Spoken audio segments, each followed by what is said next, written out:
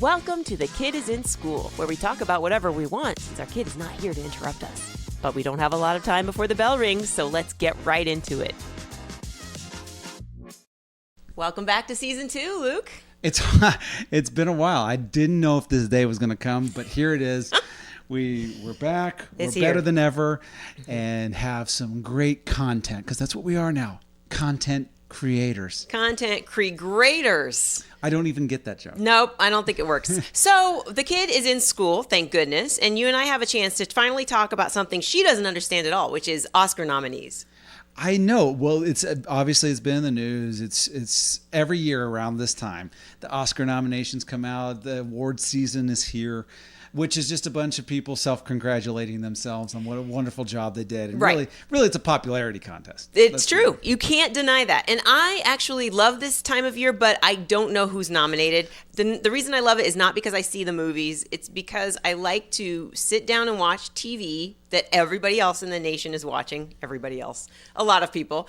And eat junk food and look at cool outfits. That's all that's in it for me. How about you? What do you about?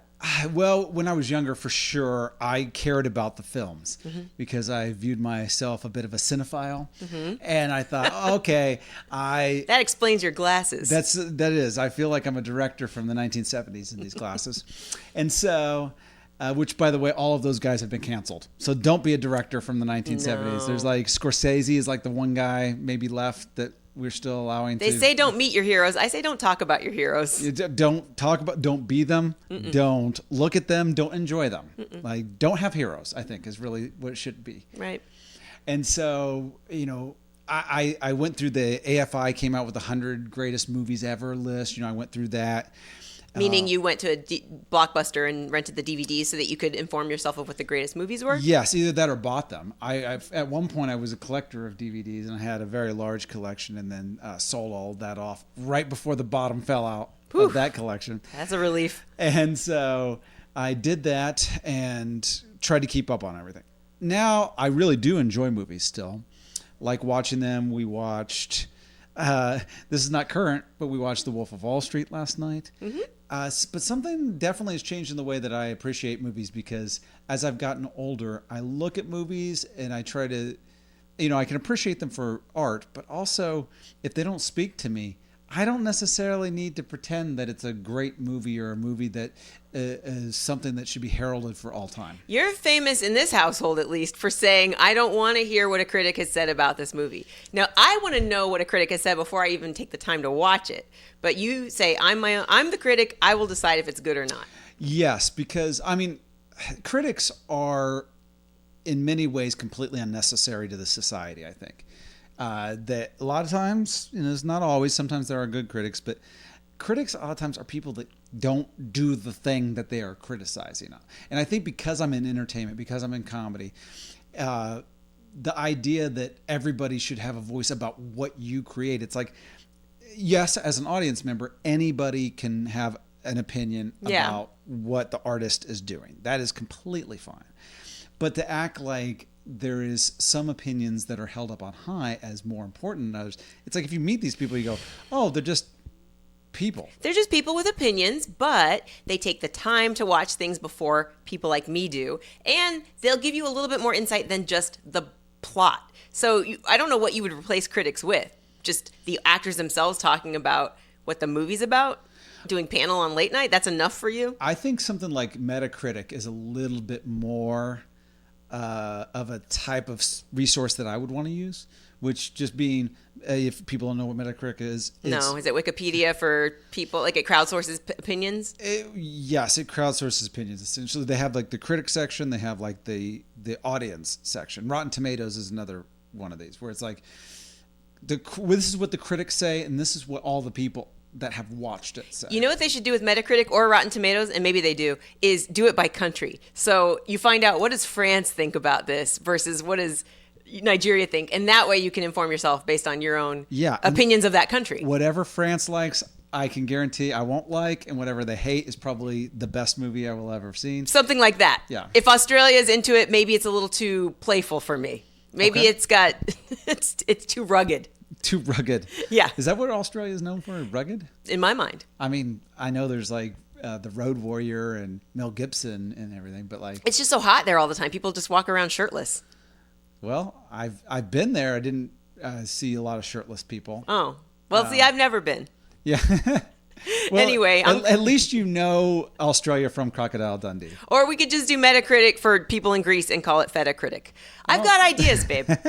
I was disappointed with Wolf of Wall Street. Not once did he say, ow. He didn't? No, he didn't howl once. Howl? And there was a lot of opportunities to howl. There was a lot of adult interaction. There was a lot of nudity, things that make people howl. Yeah, well, even just him screaming. There was a lot of yelling and screaming of just in the workplace, just regardless of any of the debauchery that was going on.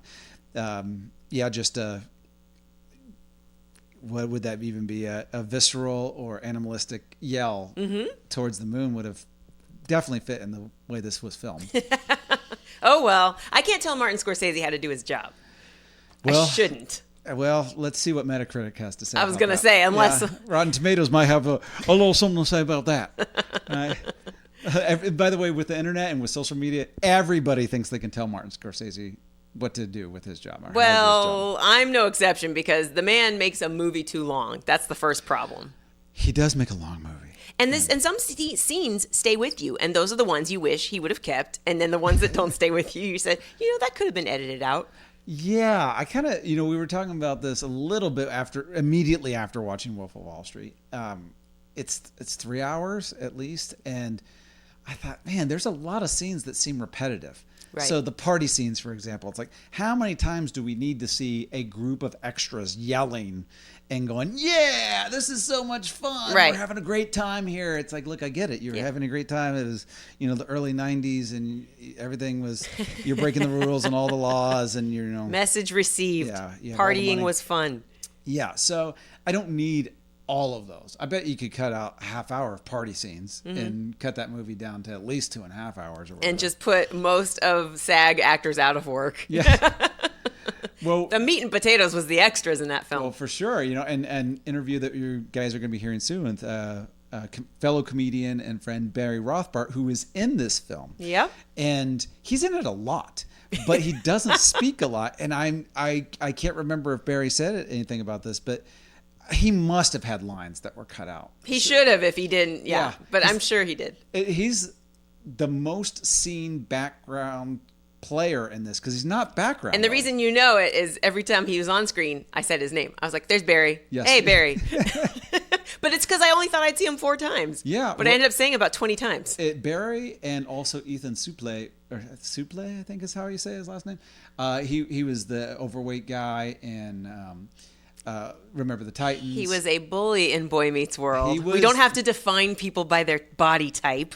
Well, he wasn't bully in Remember the Titans, though. He was just a football player. Yes, in Remember the Titans. He is not overweight anymore. He's lost a lot of weight, and so he's in this movie a lot too. And it's clear by just the camera angles on him and Barry that these guys have bigger roles than what come out in the film. I just thought it was because I recognized them out of everybody else. That maybe that's what made them seem like. When are they going to talk?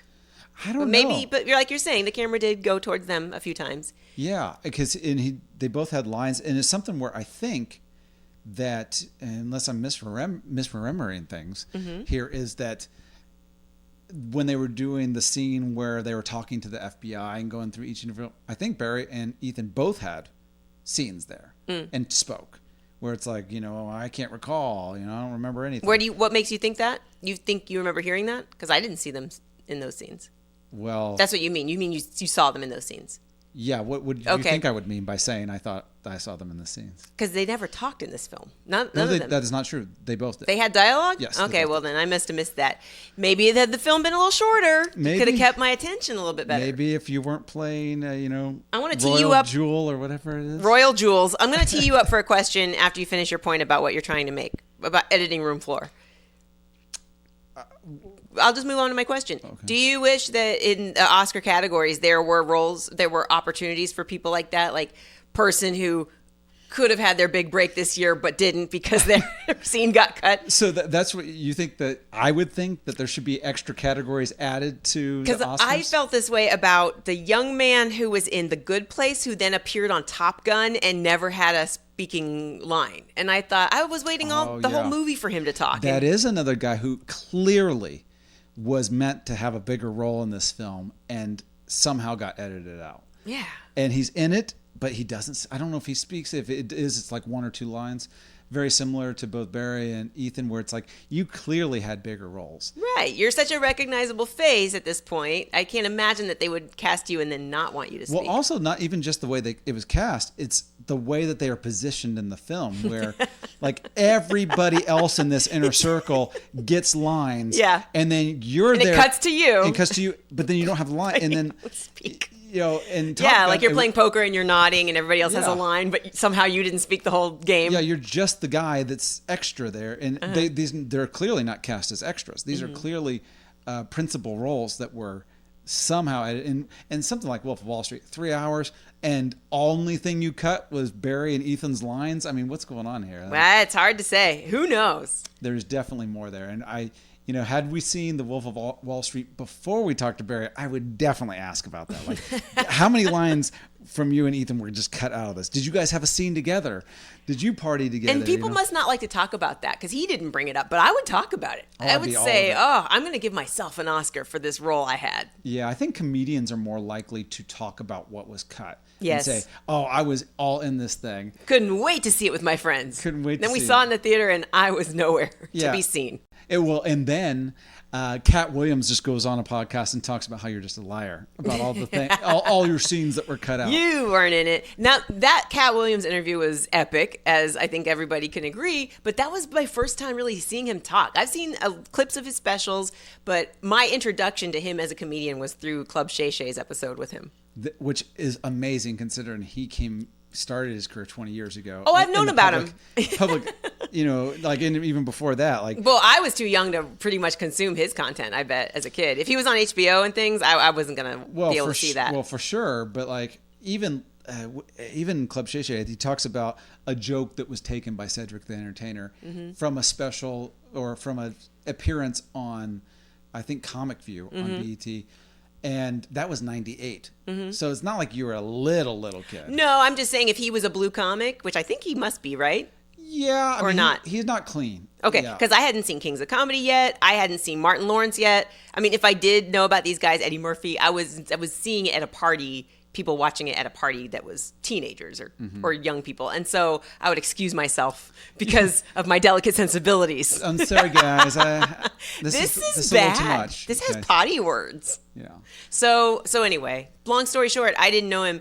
And so I got to form my own opinions on him just from that interview alone. And I like the guy. Well, he's very funny. He's super funny in that. I mean, which, by the way, if somebody's playing arenas for 20 years, they're funny, Of course. Well, his reputation precedes him. I was just prepared for him to sound like bitter. All these like rumors that you hear, bitter, and I don't know what else people would describe him as. Like, there's got to be a reason he's not in films. And he was like, I'll tell you the reasons I'm not in films. The reasons that he said, which are we can't say it on this podcast. The Illuminati. Let's just put it that way. The Illuminati, he turned them down. Yes.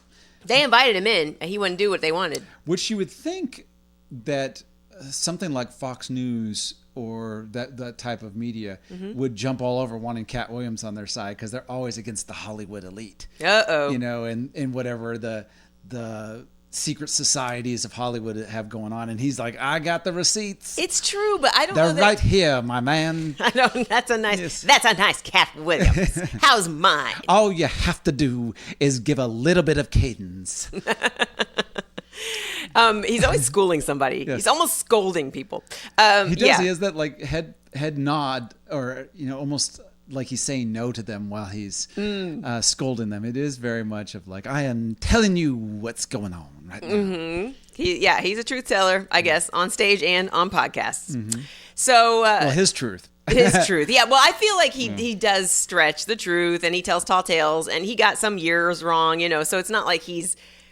But I think the essence of what he's trying to say is he feels like he has conviction, and integrity in what he's saying, and what he will and won't stand for. So for that, I would say I would take it with a grain of salt, but I would believe most of what he said. I want to believe what he has to say. Mm-hmm. So there's like it's that juicy gossip. He was he was not shy about being honest about where his contemporaries fell short, and he was responding to what he said were their lies.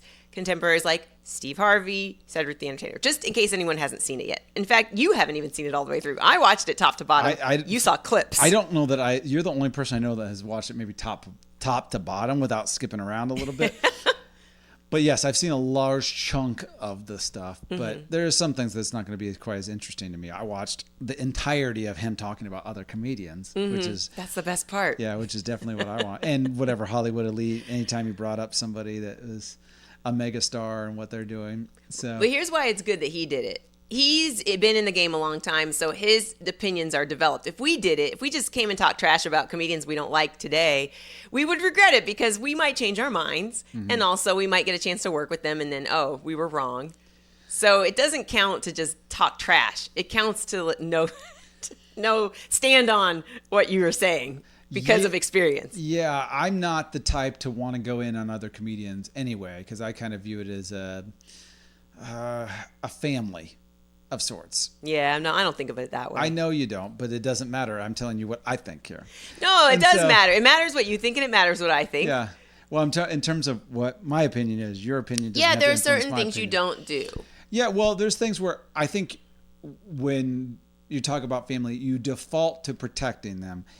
I don't think you do that at all costs. If they've done something criminal or something like that, you don't go, well, I got to protect a comedian. Sometimes they just do something unsavory. You're like, nah, that isn't I would say the comedians are a family in that the other family members don't recognize you as family. Like if everybody thought of it that way, like, I don't know, cop code, it'd be one thing. But I think of, it's more like do unto others as you would have them do unto you. I don't want to say somebody's unfunny because I know what it would feel like if someone said that about me. Well, the truth is with any comedian ever that has ever lived, they are both unfunny and funny. Right. To somebody. So there are people out there who say they're dreadfully unfunny, and there's some people that say they're the greatest of all time. True. And, is Dave Chappelle the greatest of all time? He certainly is to a lot of people. Maybe even to himself. I don't know. But there are plenty of people that do not like what Dave Chappelle does. There are people who don't like what he does, and then they love somebody that Dave Chappelle doesn't think is funny at all. I just like to cut to Dave Chappelle watching Big Bang Theory and laughing his head off and us being like, really? Yeah. That's what he likes. Sometimes it's surprising to see what people like. Like Jerry Seinfeld, you see who he likes when he brought them on to Comedians in Cars. He's like, these are the comedians that I like. And, right.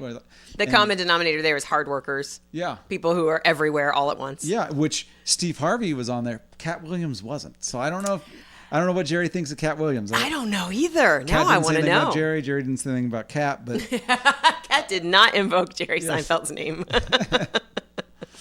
We don't have time for that. That's right. They only had so much what's the tape. deal with Kings of Comedy? No, he'd be like, I love the Kings of Comedy. Yeah. Where else can you? I don't know. I'm not Jerry Seinfeld. Well, you didn't even start off at Jerry Seinfeld.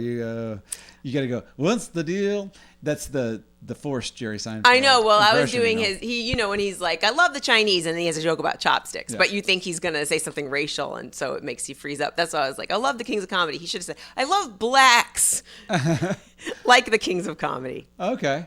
That's certainly not a joke I'm going to do. But he loves Steve Harvey, so you know he loves the Kings of Comedy. Yeah. He's all about that special. Yeah. Well, like the way that I look at it is talented people, you can see when they're talented and when they are very good at their jobs. There are famous comedians that are not good at their jobs. A lot of times those people will end up quitting because stand-up was a path to making money. So it was either I just did this until I could get into movies or television shows. And then there's people who are like, well, I've got a great podcast, or I've done, I'm well known as social influencer, or I've been on a television show or movies, and that's kind of dried up a little bit. Well, I can go get 20 grand for a weekend if I just go sell out these comedy dates, Well, is it not an entertaining show? I think it is. I think it depends. Okay, but it's not. Well, yeah, you're a purist about it. You want someone to be constantly working that muscle so that it doesn't show. But I think it would only show to you watching. I don't think it would show to the audience. I don't. They're enamored with the celebrity that they know. I think that's not completely true about comedy. I think comedy, like is said in the movie Comedian by Jerry Seinfeld and Colin Quinn when they're doing commentary on the film, is like, look, when you're famous, people give you a little bit of leeway to get to the funny.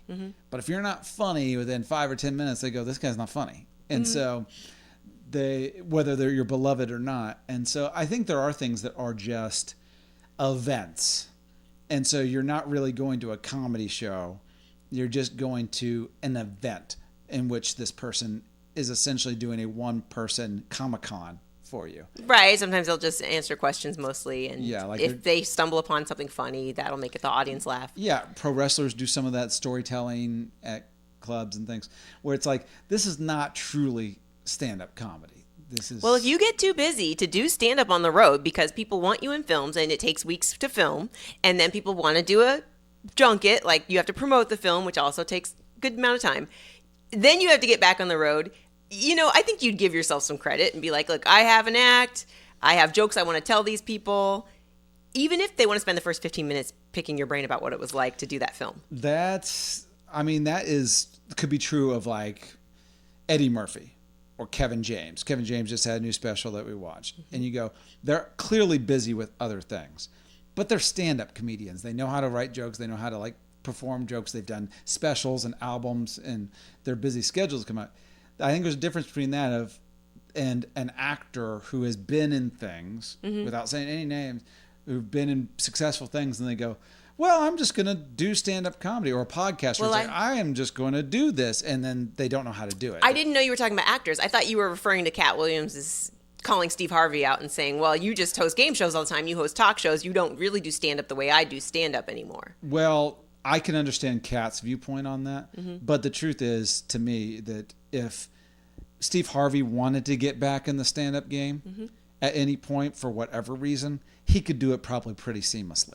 It would not take him a long time to be able to build up his fresh act and do a special. Like it wouldn't take that long. Okay. Which is why I think he maintains his title of I'm very successful, and Katt wanted to dunk on it a bit just to write the record or something. I believe he said he ran him off, ran him out of stand-up comedy when they did some sort of comedy battle. Speaking of people who work hard at their career, Taylor Swift has, been in the news not just for music lately, but for being in a relationship with, you're going to have to fill in the blanks here, a Kansas City Chief linebacker. I don't know. He's not a linebacker. He's a tight end.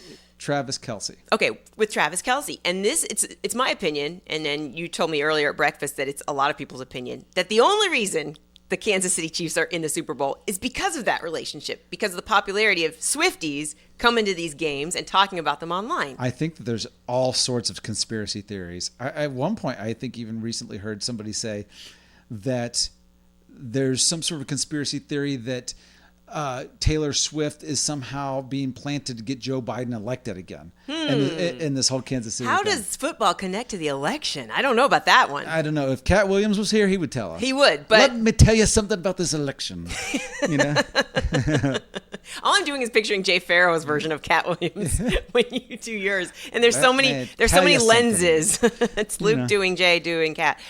So anyway, I think that football and NBA playoffs, but the Super Bowl itself is rigged. And the year I felt like it was rigged is when Peyton Manning won on his final game. And it just felt so, everybody wanted the other team to win, didn't they? He was with the New England Patriots at the time, right? Oh, that's incredibly wrong. Okay, just give me the, it's like Mad Libs here. Fill it in, fill in the blank. He was with the Denver Broncos at the time. He was with the Broncos. But to include it, Tom Brady was with the Patriots for close to 20 years and was the arch nemesis of Peyton Manning. So just the fact that you said that, I've mixed DC and Marvel. It's infuriating. Okay. Well, my point is that game, and maybe you can recall this too, nobody was rooting for the Broncos that year. We wanted the underdog, who was, I believe, Buffalo Bills. I don't know. No. Whoever they were playing that year, and that Peyton won, and it was his last year. These are the details you need to know. It felt very contrived. Similarly with LeBron James's final Cleveland game, was it? I When don't he know won what the you're talking about, so playoffs. you're going to have You to do, fill though. in You're the some- sports nut. All Well, right. I know of things, but I don't know which Okay, ones you're talking about. Well, I've made my point, which is just because it sounds like a good story of these are the most famous players and they're the most seasoned and they should have this championship. And if they don't win this championship, everybody will feel robbed. It's more like they just wanted to tell us a story. They, meaning the television network that hosted whatever this sport event was, Super Bowl or the NBA playoffs. Is it called playoffs? It's called playoffs. Yes, but you're not giving me enough information here. You're like the mom that comes and goes, I like that movie, with the guy and he does the thing. I've given you too much information is the problem. Wait, you're giving me wrong information. No, didn't he play for the Patriots versus the Bills in the Super Bowl? Like none of that's even possible. But the name is correct. It was Peyton Manning's final game when he won the Super Bowl, and he was on a team that people were not rooting for. People were rooting for the other team to win. I don't think that's true. So I don't know. Well, that's why I wanted you to reach into your memory of 5 years ago or whenever it happened and say. Yeah, I mean, it's close to 10 years ago now. But yeah, you always do that. Don't age us. It's not been that long ago. That was Super Bowl 50, and I think it was like 8 years ago or something like that. Okay, well, 8 is not 10. It's not 3. It's not 5 is the number I gave you. Well, it's closer to 10 than it is to 5. All right, I cut you off. So you're saying just because it was so long ago, that's why you can't remember it, and yet you'll just quote Rocky verbatim, which was made, 50 years ago? What is your connection there? I think those who get it. If you know, you know what So, I'm talking about. Let's throw out all of the stuff that you just said in terms of like for me to try to get to the heart of it really would be, you're saying you think that the NFL is rigged. I think Super Bowl is rigged for whichever team wins. It's a story that the network wants to tell, that the team owners agree to tell. Somebody's getting paid off to make this happen. Do you actually believe this? The only way I can say it actually could happen is if the refs also get paid off. Now, who's checking the refs? I mean, in some ways, it's like I sat next to you and you started telling me how the earth is flat and how all of that makes sense to you. Because like in order for something like that to happen, and people do have their conspiracy theories about sports, and obviously this year that people have their conspiracy theories about the Super Bowl even. In fact, there was somebody screenshotted, I don't know if it was DirecTV or somebody had the Super Bowl listing up, and they already said the San Francisco 49ers versus the Baltimore Ravens for the Super Bowl. Well, clearly that was probably just a placeholder that they put into the TV guide because the Ravens didn't win and it's the Kansas City Chiefs. So that conspiracy theory, well, when conspiracy theories are wrong, yes, like when the facts don't line up, those just get ignored and they kind of just like, well, they pivot, I think. Yeah, let's not think about that. Let's think about this other thing. And so when it comes to sports, it's really, really difficult to actually have these things rigged. Because of all the variables. There's players, there's coaches. Yeah, you'd have to have some real conspiracy going on. There was a NBA scandal where a referee had been altering outcomes of games based on his calls. But the thing is, for those calls to even work, I remember that guy. He had like a dark chili bowl haircut. Tim Donaghy. And so for that to actually even matter, teams have to be like within a certain closeness. And so if one team's just way better than the other one and blowing them out, it's like referee can start blowing whistles, but it's like, and if it won't make a difference. 55-10 in the Super Bowl, it's like, well, I couldn't make the other team win that thing. I think that with sports, like anything, they have a story to tell. There's a narrative. You want them to be able to sell you on something. Yeah, so reporters seize on that narrative and, media in general who wants to tell the story. They interview the people who are the heroes of the narrative and all that. And that is definitely manipulated in terms of what they're focusing on, not focusing on. Just like America's Got Talent. So I've auditioned a couple times, and part of what the auditioning process is you tell them what is a unique story about you, and so they want to be able to latch on to. I've been living in a van for the last 12 years, but just have a dream, and I've you know, I've been battling this disease, Right. or, you know, I'm making a comeback. They want those kind of things because the heartwarming stories that people can cheer on gives people an emotional investment. Right. And So people who are as talented as you, but who have never lived in a van, just don't get to. They don't look. They don't get in. They Sorry. get cut. Editing room floor. Right. Live in a van. If you really want this, go live in a van. If Barry wanted lines, he should have lived in a van. That's the bottom line to all of this. If you want to make it in show business, live in a van. So I was walking home and I saw a massage parlor in our neighborhood was offering a year subscription to massages.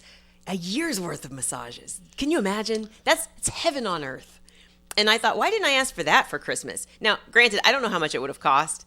In the thousands, in the hundreds, I don't know. I doubt it would be $60 like a streaming platform would be. Yeah, I do like the idea, though, of you thinking that this subscription is unlimited massages for $60 for the year. Ding dong, it's me again. Yeah.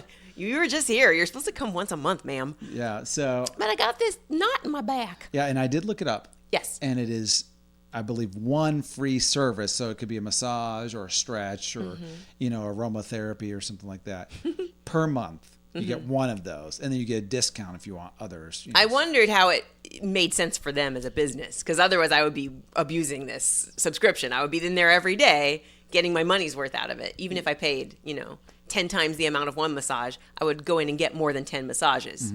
So they make it so that I can't do that. All right, good to know. And you can, the good thing about this one is if you miss a month, like we're busy or whatever, that accrues. So you could have 2 the next month because you missed one. So what I do is save them all for the end of the year and just get a 8-hour massage. Yeah. And we're like, oh no, she's here. Yeah. Everybody, we're going to take shifts. All right. So what's your dream subscription? If you could, if money's no object and, anything goes, there's no restrictions to devices, Netflix, what would you choose? And I definitely have to take out my bias against subscriptions because there's been so many subscriptions recently that pop up.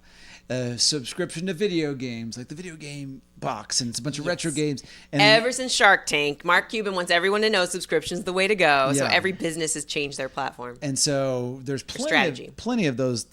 I think there's a dog one that you can get, and they send you treats and dog toys and stuff every month. Yes. And first of all, it's too much stuff. Like I don't need a new dog toy every month unless my dog is just ripping through dog toys and I need it. But the value is never quite there. I always feel like they give you some, like an okay thing, and then some really crappy things they're just trying to unload. So kind of like in The Wolf of Wall Street, you give them one good stock, and then you get them all these penny junk stocks. That's kind of what I feel like with the subscriptions. And so, to think about it, it's like I have to think about it in terms of let's get rid of the negative stuff that could possibly happen, and they don't give you junk. Yeah. So I think like a subscription to something like sports related, like a season tickets to, which these do exist, but season tickets to Pacers games or something like that. Then you would rearrange your schedule to get the value out of this. Yeah, and if it was a subscription where it's like you can go to one sporting event per month, any one you wanted, and it's a good seat, and it's anywhere in your city or something like that. Oh, okay, so I could go to a football game, I go to a basketball game, I go to a women's game over here, I could do this. That might be worth it. I think that's the problem though with any kind of subscriptions is like I feel like they're out to get you. I just had a thought because we have a friend that sees movies because he pays for once a year and gets, I forget the frequency he gets. I think it's like $30 a month. Okay, so he'll pay monthly and go as many times as he likes. Now for me, because of the price of movies, I only go once a year, maybe twice a year. So that would really change. If I knew I was spending money on a subscription, I would go more instead of watching TV at home. And then I started thinking, but I would love to have exercise be less money because then, like a gym membership, because then I would be in there more often. And I thought that's not true because walking is free and I don't do it. Like I'll do it when I have to get from here to there, but I don't just say, why my subscription to walking is $0 a month. I can go every day. Yeah, the subscription thing, first of all, we have plenty of those. They're called memberships. So like a membership to the gym Yeah. is essentially a subscription. Go unlimited times as you want for a certain price per month. The movie thing, I do like the idea of the movie one because it's unlimited, I think. Maybe it's 5 or 6 movies a month or whatever it is. But for $30, that's not too bad. It's a good value, but do you have the time to go to the movies that often is my question. I think that's part of why they sell these things, is they know we sell you on, you get to go as many times as you want, but the reality is you're only going to go maybe once or twice a month. So you're paying now more for the movies than you would have if you didn't. And certainly more for concessions. Yeah. I mean, you would just be tempted to get a chicken sandwich and tater tots every time you go. Especially because this is Alamo Draft House, in which they serve food to your assigned seat. You get the popcorn. The Jetsons have arrived. Sandwiches. You get the future is pizza, now. Drinks. All of that. I love that, and so different from the movie theaters. The movie theater bonus I remember was a giant pickle. I know I brought it up on the podcast before. But it was $1 and you could get an enormous pickle, and that was the luxury that our local cinemas offered. Yeah. And then you're all packed in like sardines. The giant they weren't individually wrapped though. It's just they pulled it out of a big pickle jar. You're right. Which is like the most hillbilly movie theater ever. But we were talking about like movie theaters in general. They've gotten so much better now. The fact that you can have assigned seats, it's stadium seating where everything's leveled. So, there's nobody in front of you now. No, it used to be kind of a slope where it's like... You can wear your hair like this. Yeah, if you had your hair up, or if you're a tall guy and you sat, the only seats in front of a kid. I remember the kids having to be like, oh, and then the mom would have to, excuse me, could you... My son can't see. Yeah, and it's like, well, I don't know what to tell you.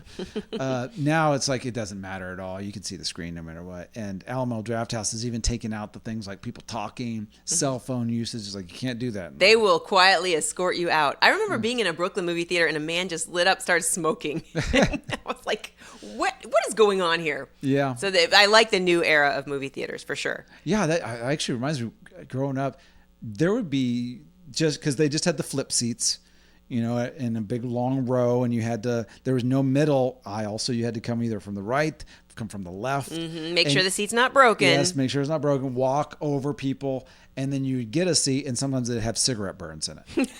And that was the only old gum marks. Yes, Yeah. Gum marks, and so somebody was smoking in those theaters. Well, there was a time where everybody was smoking, and people like me were the weird ones. No cup holders. There was this lady in the theater, and she wasn't smoking at all. What a weirdo. But yeah, my dream subscription also would include a personal chef. I know that food box subscriptions are big, where people will send you, they cut up the vegetables for you. They still want you to cook it. I need a person to come over and do the cooking. You know what I mean? Mm-hmm. I would love that. That would be the extra subscription, which is subscribe to a chef, and they come over and cook your food. But again, I have that for free. You do. Sort of free. You make a good salmon. You make great pasta. You do some things. I throw down too, though. I'm a good cook. I'm a good cook. You're a good cook. You don't do it nearly as much, but you're a good I'm cook. an infrequent cook. Yes. It's much easier to be good when you only do it once a month. I'm kind of subscribed to your cooking in that way. That's right. I get one. You're paying too much. Yeah. You get one a month. That's cool. Yeah. So, yeah. I mean, I guess in some ways there's a lot of subscription. I do feel like subscriptions have just taken over, where not only things that I want to buy, I'm forced to subscribe to, like apps. There are certain apps where it's like a video editing software or something like that, and it's like, I don't want to subscribe to this thing. I just want to buy it so I have it. And No, it's $40 a month. Yeah, they say we don't do that anymore. Yeah. But they're always updating it for you, which is nice. They should be doing that anyway. They should. And so that's the thing. And, they're doing that with video games where it's like subscribe and everything's digital and you don't actually get to keep the thing. You can't resell it. So there's a lot of different ways these places are looking to just wring more money out of us. Mm-hmm. I would pay a subscription maybe to have a clean subway system as well. I don't think everything needs to be privatized, and I do think the government, should allocate funds differently so that these social systems in place work better for the societies. As sometimes in other countries you can see it work. So it's like, if they can do it, we should be able to do it. However, if I have my druthers, that's another luxury I would add into my life to enhance it, is just a subway station that was just clean. That would be nice. Our daughter was we were getting off the train when I was picking her up from school, and she said, "That's just a dirty station. It's always dirty." And I go, "Yeah, there's a lot of people use it." She goes, "Is there a clean one out there somewhere?" I'm like, "I don't know." Got to take her to Washington, D.C. or Japan.